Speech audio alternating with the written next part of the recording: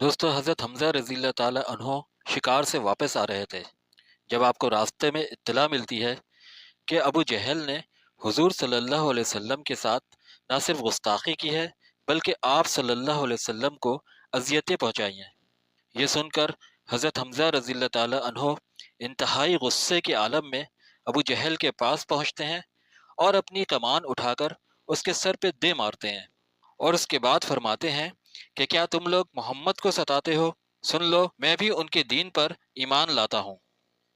دوستو یہ الفاظ سن کر اہل قریش حیران رہ جاتے ہیں۔ اس کے بعد آپ رضی اللہ تعالی عنہ حضور صلی اللہ علیہ وسلم کی خدمت میں حاضر ہوتے ہیں اور اسلام قبول کرتے ہیں۔ یہ واقعہ اسلامی تاریخ میں ایک سنگ میل ثابت ہوا، کیونکہ حضرت حمزہ رضی اللہ تعالی عنہ کی شمولیت سے مسلمانوں کی طاقت میں اضافہ ہوا۔ دوستو حضرت حمزہ کے بارے میں تفصیلی ویڈیو کی لنک ڈسکرپشن میں دے دی گئی ہے، جس پر کلک کر کر آپ حضرت حمزہ کی دلرانہ زندگی، دردناک شہادت اور حضور صلی اللہ علیہ وسلم کے غم کے بارے میں مزید جان سکیں گے۔ شکریہ۔